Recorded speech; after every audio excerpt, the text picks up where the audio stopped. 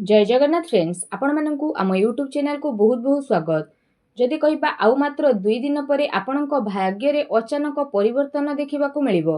तेणु भाग्य को परिवर्तन करबाकू चाहुथिले विशेष भाव में वीडियो को पूरा लास्ट जाए देखंतु। शुभ फल आपणकू निहाती मिलिबो। जहा पई जदि कहिबा कोन सब आपणकू लाभ मिलिबो, ग्रहंकर बक्री अवस्था, ग्रहंकर स्थिति कौन रहुची एवं आपणकर प्रथम भागरे शनि विराजित, चतुर्थ बृहस्पति, पंचम सूर्य सहित बुध रोचंती, जहा सहित विशेष भाव में जदि कहिबा षष्ठ घरे आपणकर केतु विराजित अछंती, मंगल सप्तम रहिछंती, तो द्वादश भागरे राहु विराजित करिछंती। तो ग्रह मानकर एपरी स्थिति जदि आमे कहिबा तो आपणक जीवन में कौन सब नुआ परिवर्तन नहीं आसुची, कौन खुशी आपणक जीवन में आसीबो आगामी 2 दिन में निश्चिंत भाव में आमे जानिबा। ए वीडियो रे बहुत किछि जानिबा। विशेष भाव में जदि कहिबा ए 2 दिन स्थिति रे ए केतोटी दिन रे आपणकर स्थिति रे महापरिवर्तन आसीबो। तेणु वीडियो को पूरा लास्ट पर्यंत देखंतु।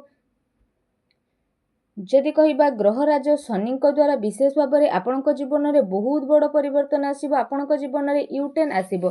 शनि बक्री अवस्था रे रहिबे तो स्थिति रे परिवर्तन मध्ये देखिबा पई मिलिबो। तो 5टी दिगरु आपणको विशेष भाव में लाभ देखिबाकू मिलिबो। 3टी क्षेत्र में सावधान मध्ये आपणको रहिबाकू पड़िबो। आसंतु जानिबा 2 दिन स्थिति किपरि रहिबो। तेणु वीडियो को पूरा लास्ट जाए देखंतु। वीडियो भल लागिथिले कमेंट बॉक्स रे जय शनिदेव बोली अवश्य लिखंतु। वीडियो को लाइक शेयर कमेंट करंतु। सर्वप्रथमे आपणको पई कहिबा बंधु मिलनर जोग मध्ये रहिबो, जहा कि नूतन बंधु आपणको मिलिबो, जहा फल रे आपण से सब को नै लाभ उठेबे। ता सहित अतीत रे किछि बंधु, अतीत रे किछि मित्र जे आपणकोठु दूरेई जाइथिले तो सेमानक सहित आपणकर किछि शत्रुता, किछि आपणकर वाद विवाद होइथिला तो पुनर्बार जोड़ी मध्ये होई पारंती। आगो को आपणकर बंधु मिलनर प्रबल जोग बनुची। निश्चिंत भाव में बहु दिन देखि नथिबा बंधु को देखिबे और तांको द्वारा उपकृत मध्ये होई परिबे और तांको द्वारा किछि ज्ञान जहा आपणको जीवन में बड़ परिवर्तन आनिबो। तो निश्चिंत भाव में एक कथाटी को मन रखंतु। विशेष रूप से जदि कहिबा ए सप्ताह मध्य निश्चिंत भाव में अर्थर प्रबल संभावना रही। शनिदेव जेहेतु बक्री अवस्था रही, जहाँकि आपणको पई विशेष भाव में स्थिति रे परिवर्तन आसीबो। एहा सहित विशेष रूप से जदि कहिबा आपणको धन लाभर संकेत मिलुची। ता सहित आपणको ऑनलाइन तरफरु मध्ये कोनोसी भल सूचना मिली पारे। आपण जदि कोनोसी मित्रंक ठारू धनर आशा करिथिले तो धनर स्थिति मिलिबो। ऑनलाइन माध्यम जदि किछि कार्य करूछंती तो भी बहुत भल स्थिति आपणको पई बनिबो। अचानक धन मिलिबार संभावना मिलिबो। किछि ना किछि धन एपरि मिलिबो जहार चिंता आपण करि नथिबे। जदि आपण अर्थ लाभ पई कोनोसी कार्य रे हाथ देउछंती, कोनोसी कार्य को आगो को बढ़िबा पई चेष्टा करूछंती तो भी करंतु। कोनोसी क्षेत्र रे निश्चिंत भाव में धन मिलिबार विशेष रूप से संभावना मिलिछि। बहुत बड़ लाभ आपनको प्राप्त हेबो। प्रत्येक क्षेत्र रे आपनको सफलता मिलिबो। जे क्षेत्र रे आपण आगो को जिबे से क्षेत्र रे आगो को बढ़िबे। जो भी प्रतियोगिता रे भाग नेबे, जहा भी करिवे सेथिरे आपनको सफलता ही सफलता मिलिबो। कारण भाग्यर सहयोग मिलिबो, भाग्य साथ देबो। जहा भी आमे करिथाउ सेथिरे भल फल हमको प्राप्त होइथाय। किंतु भाग्य जेहेतु बलवान होइथाय, अल्प काम कले मध्य बहुत किछि मिलिथाय। तेणु भाग्य तो जानी थाए काहाकू कोन मिलिबा, आमे तो खाली परिश्रम करिथाउ। ग्रहंकर परिवर्तन जोगु एबे भाग्य रे महापरिवर्तन हेबाकू जाउछंती।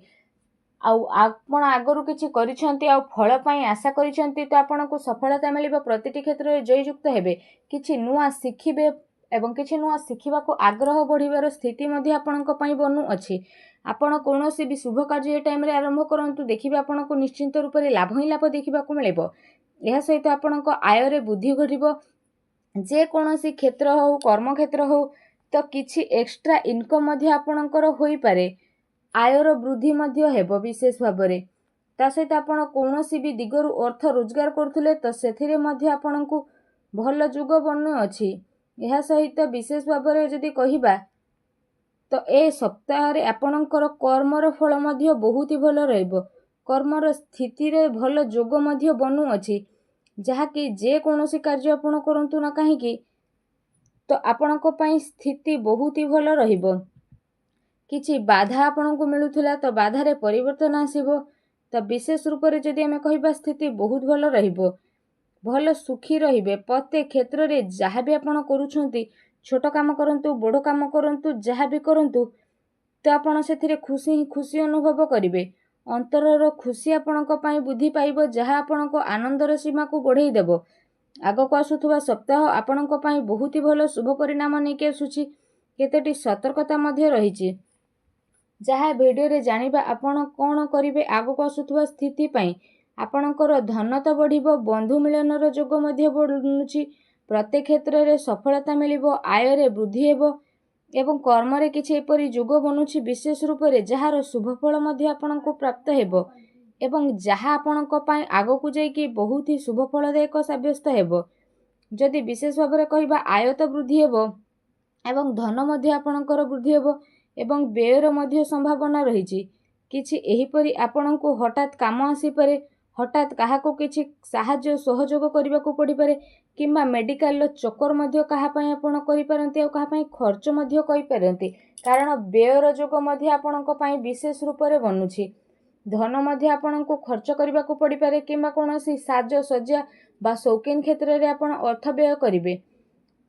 ତ ଏପରି କହିବାର ଅର୍ଥ, ଆପଣଙ୍କର ଯଦି ବ୍ୟୟର ଯୋଗ ବନୁଛି ତ ଆପଣ ସାବଧାନ ହୋଇଯାଆନ୍ତୁ। ଟିକେ ଖର୍ଚ୍ଚକୁ ଆପଣ କମାଇବା ପାଇଁ ଚେଷ୍ଟା କରନ୍ତୁ, ତ ଆପଣଙ୍କୁ ବ୍ୟୟର ଅଧିକ ଚିନ୍ତା କରିବା ପାଇଁ ପଡ଼ିବ ନାହିଁ। ଏହା ସହିତ ଆଉ ଗୋଟେ ସତର୍କତା ଆପଣଙ୍କ ପାଇଁ ବନୁଛି କି ଆପଣଙ୍କୁ ଅପବାଦର ଯୋଗ ମଧ୍ୟ ଆସିଥିଲା। ତ ଆପଣ ବିଶେଷ ରୂପରେ ଧ୍ୟାନ ଦିଅନ୍ତୁ କି କୁସଙ୍ଗ, ଖରାପ ମିତ୍ର, କୌଣସି ନିଶାଦ୍ରବ୍ୟର ସେବନ, ଖରାପ କାର୍ଯ୍ୟରୁ ଆପଣ ବିଶେଷ ଭାବରେ ଦୂରେଇକି ରୁହନ୍ତୁ, କାରଣ ଆପଣଙ୍କର ବହୁତ ବଡ଼ ସ୍ଥିତି ବନିବ, ଯାହାଦ୍ୱାରା ଆପଣ ଆଗକୁ ମଧ୍ୟ ବଢ଼ିବେ। କୌଣସି କୁସଙ୍ଗ ଆପଣଙ୍କର ରହିଛି, ଖରାପ ସାଙ୍ଗଙ୍କ ସହ ମିଶିବା, ଯାହାକୁ ଆପଣ ଜାଣିଛନ୍ତି ସେ ବ୍ୟକ୍ତି ଖରାପ କିନ୍ତୁ ତାଙ୍କ ସହ ଆପଣ ସାଙ୍ଗସାଥି ହେଉଛନ୍ତି, ସେ ମିତ୍ର ହୁଅନ୍ତୁ ବା ବନ୍ଧୁ, କିନ୍ତୁ ଧର୍ମକ୍ଷେତ୍ରରେ ଆସୁଥିବା ସ୍ଥିତିରେ ଆଦୌ ମିଶନ୍ତୁ ନାହିଁ। ସମ୍ପୂର୍ଣ୍ଣ ଦୂରତା ଆପଣ ମେଣ୍ଟେନ୍ କରନ୍ତୁ, ଯାହା ଆପଣଙ୍କୁ ଆଗକୁ ନେବ। ଅଯଥାରେ ଆପଣ ବିବାଦରେ ପଡ଼ି ମଧ୍ୟ ପାରନ୍ତି। ଅପବାଦର ମଧ୍ୟ ଯୋଗ ବନୁଛି। ଯଦି ଆପଣ ସତର୍କତା ଅବଲମ୍ବନ କରିବେ ତ ବହୁତ ଭଲ ସ୍ଥିତି ରହିବ। କାହା ସହିତ ଭୁଲରେ ବି କଳି ଝଗଡ଼ା କରନ୍ତୁ ନାହିଁ, କାହା ସହ ବିବାଦରେ ମଧ୍ୟ ପଡ଼ନ୍ତୁ ନାହିଁ। ଭାବି ଚିନ୍ତିକି ଆପଣ କାର୍ଯ୍ୟ କରନ୍ତୁ। ଦେଖିବେ ଛୋଟ ଛୋଟ କଥାକୁ ଯଦି ଆପଣ ଧ୍ୟାନ ଦିଅନ୍ତି ତ ଏ ସପ୍ତାହଟି ଆପଣ ସକାରାତ୍ମକ ହୋଇକି ରହିବେ। ଆଉ କିଛି ନା କିଛି ସ୍ଥିତିରେ ଆପଣଙ୍କୁ ସକ୍ସେସ୍, ଅର୍ଥ ଲାଭ ଏବଂ ବନ୍ଧୁ ମିଳନ ମଧ୍ୟ ହୋଇଯିବ। ଯାହା ଚାହିଁବେ ସେ ସବୁ ମଧ୍ୟ ଆପଣ ପ୍ରାପ୍ତ କରିପାରିବେ। ଆଉ ସକାରାତ୍ମକ ରୁହନ୍ତୁ, ଭଲ ବ୍ୟକ୍ତିଙ୍କ ସହ ମଧ୍ୟ ଆପଣ ମିଶନ୍ତୁ। ଏହା ସହ ଜୀବନରେ କିଛି ନୂଆ କରିବା ପାଇଁ ମଧ୍ୟ ଆପଣ ଚେଷ୍ଟା କରନ୍ତୁ ଏବଂ ସକାରାତ୍ମକ ରୁହନ୍ତୁ ଏବଂ କିଛି ପରିବର୍ତ୍ତନ ନିଜ ଜୀବନରେ ଆଣନ୍ତୁ। ଦେଖିବେ ଆପଣଙ୍କ ଜୀବନରେ ନିଶ୍ଚିନ୍ତ ରୂପରେ ବହୁତ ଚମତ୍କାର ପରିବର୍ତ୍ତନ ଆଣି ଆସିବ। ଯାହା ଆପଣଙ୍କ ଜୀବନରେ ଆସିନଥିଲା ଏବେ ସେ ସବୁ ଆପଣଙ୍କ ଜୀବନରେ ଆସି ମଧ୍ୟ ଯିବ ଓ ନିଶ୍ଚିନ୍ତ ପ୍ରତ୍ୟେକ ଭାବରେ ଆପଣ ଲାଭ ଉଠିପାରିବେ। ତା ସହିତ ଶନି ଯେହେତୁ ବକ୍ରି ଅବସ୍ଥାରେ ଅଛନ୍ତି ତ ପ୍ରତ୍ୟେକ କ୍ଷେତ୍ରରେ ଲାଭ ହିଁ ଲାଭ ଆପଣଙ୍କୁ ଦେଖିବାକୁ ମିଳିବ। ତ ସଦାସର୍ବଦା ଭଲ ଦିଗରେ ଚାଲନ୍ତୁ, ଠିକ୍ ଚାଲନ୍ତୁ।